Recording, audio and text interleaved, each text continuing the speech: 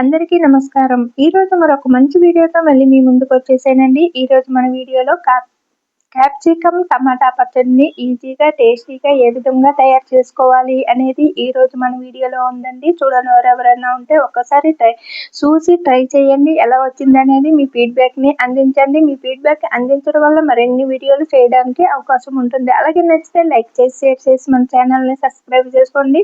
ఇలా సబ్స్క్రైబ్ చేసుకోవడం వల్ల మరిన్ని వీడియోలు నోటిఫికేషన్స్ మీకు అందుతాయి. ఇప్పుడు దీని తయారీకి ఏమేమి కావాలి అనేది ఇప్పుడు వీడియోలోకి వెళ్ళి చూసేద్దామా? ఇంకెందుకు ఆలస్యం, వచ్చేయండి. ముందుగా ఒక ప్లేట్ తీసుకుని ఇలాగా 3 క్యాప్సికమ్ మీడియం సైజు తీసుకోండి. ఒక టమాటా, ఒక 10 పచ్చిమిర్చిని మీరు తినే కారాన్ని బట్టి తీసుకోండి. పోపు దినుసులకి ఒక స్పూను జీలకర్ర, ఒక స్పూను మినపప్పు, ఒక స్పూన్ శనగపప్పు, 2 టేబుల్ స్పూన్లు పల్లీలు, అలాగే ఒక రొమ్మ కరివేపాకు, కొద్దిగా చింతపండుని తీసుకుని ఇవన్నీ కూడా ఇలా రెడీ చేసి పక్కన పెట్టుకోండి. ఇప్పుడు తయారు చేసే విధానాన్ని చూసేద్దాం. ముందుగా పచ్చిమిర్చిని చిన్న ముక్కల కింద ఇలాగా ఇరుచుకోవాలండి మధ్యలోకి, లేదంటే పేలుతాయి. ఇప్పుడు ఒక కళాయిని స్టవ్ పై పెట్టి స్టవ్ ఆన్ చేసుకుని 2 టేబుల్ స్పూన్లు నూనె వేసుకుని నూనె వేడెక్కిన తర్వాత ముందుగా పచ్చిమిర్చిని, కరివేపాకుని వేసి ఇలాగా వేపించుకోవాలి. ఇక్కడ చూపిస్తున్న విధంగా ఇలాగా కాస్త కలర్ చేంజ్ అయిన తర్వాత మనము ముందుగా రెడీ చేసి పెట్టుకున్న పోపు దినుసులను కూడా వేసుకుందామండి. పచ్చి వాసన పోయేటంత వరకు ఈ పచ్చిమిరకాయలని వేపించుకోవాలి. అలాగే ఒక టేబుల్ స్పూను నువ్వులను కూడా వేసుకోండి. ఈ పచ్చడికి మరింత టేస్ట్ బాగుంటుంది. అన్నీ కూడా ఇందులో వేసి దూరగా వేపించుకోండి. అలాగే పచ్చిమిర్చి అనేది మీరు తినే కారాన్ని బట్టి వేసుకోండి. దీంట్లోకి పచ్చిమిర్చి అనేది టేస్ట్ బాగుంటుందండి. ఎండుమిర్చి కాకుండా పచ్చిమిర్చిని వేసుకోండి. ఇంకా మనకి పచ్చడి అనేది టేస్ట్ బాగుంటుంది. అలాగే కారం అనేది మీరు తినేదాన్ని బట్టి కొన్ని పచ్చిమిర్చి కారం ఉంటాయి, కొన్ని ఉండవు కదా. మరి ఇక్కడ వేపించుకునేటప్పుడు మీరు చూసి పచ్చిమిరపకాయలని వేపించుకోండి. ఇలాగ అన్ని కూడా పోపు దినుసులన్నీ వేగిన తర్వాత ఒక ప్లేట్లోకి తీసేసుకుందాము. ఈ లోపల మనము క్యాప్సికమ్ని ముందుగానే సీడ్స్ లేకుండా, అంటే విత్తనాలు లేకుండా చిన్న ముక్కల కింద కట్ చేసుకున్నాం కదా. ఇప్పుడు వీటిని ఇలా వేపించుకున్న వీటిని ఒక ప్లేట్లోకి తీసేసుకుందామండి. చూడండి వేగినాయి కదా.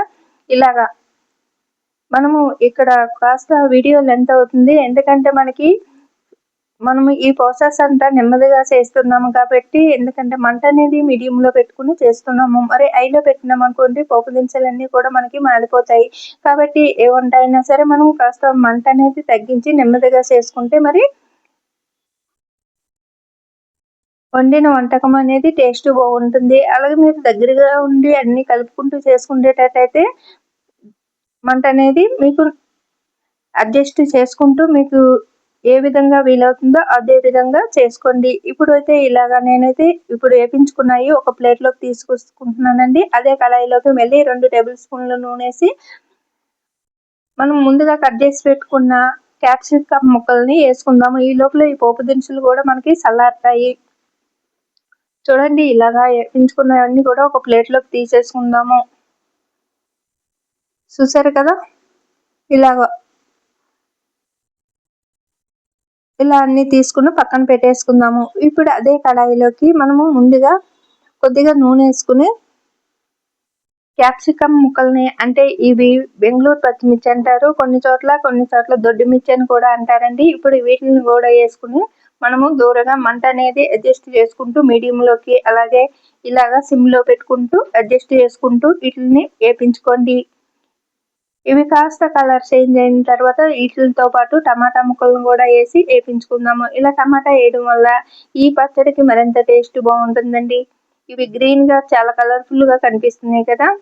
ఇంకా క్యాప్సికమ్ కొంతమంది ఇష్టపడతారు, కొంతమంది ఇష్టపడరు తినడానికి. అలాంటి వాళ్ళకి ఇలా చేసి పెట్టండి. మరి ఎప్పుడు క్యాప్సికమ్ కూరైనా, ఫ్రై అయినా అని అంటారు కదా కొంతమంది. అలాంటి వాళ్ళకి ఇలా చట్నీ కూడా ఒకసారి ట్రై చేసి చూడండి, చాలా ఇష్టంగా ఉందంటూ తినేస్తారు. మరి ఒక్కొక్కసారి ఒక్కొక్క విధంగా చేసి పెట్టారనుకోండి, ఇంట్లో వాళ్ళు కూడా చాలా ఇష్టంగా తింటారు, పిల్లల దగ్గర నుంచి పెద్దవాళ్ళ వరకు. ఇప్పుడు మనము టమాటా ముక్కలను వేసుకుందామండి. ఇవి కాస్త కలర్ చేంజ్ అయిపోయినాయి కదా. చూడండి ఇప్పుడు టమాటాలను కూడా వేసుకుని వేపించుకుందాము. నేను వచ్చేసి ఇక్కడ ఒక టమాటా తీసుకున్నానండి. అలాగే ఇక్కడ చిన్న సైజు 3 క్యాప్సికమ్ తీసుకున్నాను. అలాగే మీరు ఇంట్లో ఉన్న మెంబర్స్ని బట్టి తీసుకోండి. ఇది వచ్చేసి 4గురికి సరిపడా చట్నీ తయారవుతుందండి. దీంట్లోకి మరి సాంబార్ కానీ రసం కానీ ఏమి అవసరం లేదండి. ఉట్టు పచ్చడి వేసుకున్న రైస్ మొత్తం తినేస్తారు. చూడండి ఇలాగా మంటని సిమ్‌లో పెట్టుకుని, అలాగే ఇప్పుడు మనము వీటిలతో పాటు చింతపండును కూడా ఇందులోనే వేసి మనము వేపించుకుందాము. చింతపండును వాటర్‌లో నానబెట్టవలసిన అవసరం లేదండి. ఇప్పుడు పావు స్పూను పసుపు కూడా ఇందులో వేసుకుందాము. ఇంకా సాల్ట్ కూడా మనం ఇందులో వేసుకోవచ్చు. ఒక స్పూన్ సాల్ట్ వేసుకుంటున్నానండి. అలాగే మీరు ఒకవేళ ఇందులో వేసుకోవడం ఇష్టం లేకపోతే మనకి మిక్సీ పట్టుకునేటప్పుడు సాల్ట్ అనేది వేసుకోవచ్చు. ఒకవేళ సరిపోకపోతే కూడా మనము మిక్సీ పట్టేటప్పుడు సాల్ట్ అనేది వేసుకోవచ్చు. లేదు మనం మిక్సీ పట్టిన తర్వాత కూడా సాల్ట్ సరిపోకపోతే వేసుకోవచ్చు. సాల్ట్ కారం అనేది మీరు తినేదాన్ని బట్టి అడ్జస్ట్ చేసుకోండి.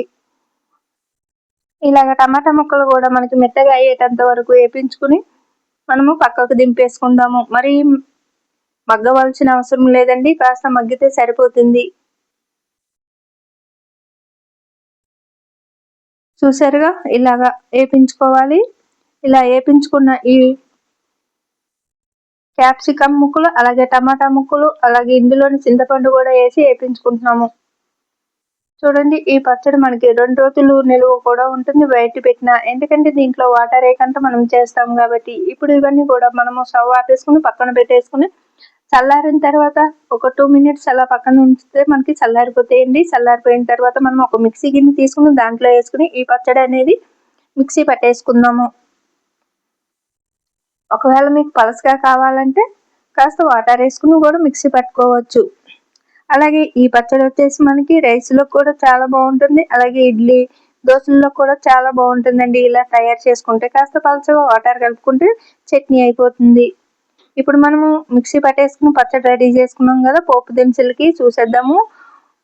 3 ఎండుమిర్చి, ఒక రొమ్మ కరివేపాకు, ఒక స్పూన్ ఆవాలు, ఒక స్పూన్ జీలకర్ర, ఇవన్నీ ఇలా రెడీ చేసి పెట్టుకున్నాక మరొక కడాయిని స్టవ్ పై పెట్టి స్టవ్ ఆన్ చేసుకుని 2 టేబుల్ స్పూన్లు నూనె వేసుకుని ఈ పోపు దినుసులన్నీ కూడా అందులో వేసి వేపించుకోవాలి.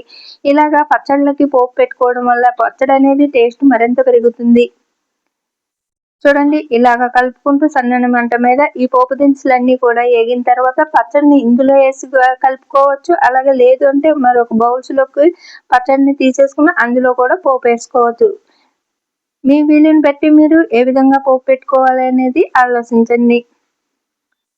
ఎవరి ఇష్టాన్ని బట్టి వాళ్ళు ఒక్కొక్కసారి ఇందులోనే పోపు పెట్టేసుకోవచ్చు. ఒక్కొక్కసారి వేరే గిన్నెలోకి తీసి దాంట్లోకి పోపు పెట్టుకోవచ్చండి. నేనైతే ఇప్పుడు ఇందులోనే వేసేసుకుంటున్నానండి. చూడండి ఇలాగా వేడివేడిగా ఉన్నప్పుడే వేసేసుకోవచ్చండి. ఈ పోపులు అనేది చల్లారవలసిన అవసరం లేదు. మెత్తగా పేస్ట్ పట్టుకున్న ఈ పచ్చడిని ఇందులో వేసేసుకుందాము. దీన్ని పచ్చడి అని అంటారు, చట్నీ అని అంటారు. మీ వీలుని బట్టి మీరు పిలవండి. ఎవరి ఇష్టాన్ని బట్టి వాళ్ళు పిలుస్తారు కదండి. కొన్ని చోట్ల పచ్చడి అని, కొన్ని చోట్ల చట్నీస్ అని. ఇప్పుడు మనకి ఈ పోపు అయిపోయింది కదండి. ఇప్పుడు స్టవ్ ఆపేసుకుని కిందకి దింపేసుకోవాలి. అంతేనండి, ఎంతో టేస్టీగా ఉండే క్యాప్సికమ్ టమాటా పచ్చడి రెడీ అయిపోయింది.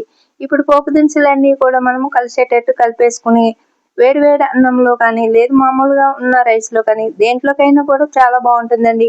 ఇప్పుడు వేడివేడి ఉన్న అన్నంలో వేసుకుని నెయ్యి వేసుకుని తింటే ఆహా అనవలసిందండి. వీడియో నచ్చితే లైక్ చేయండి.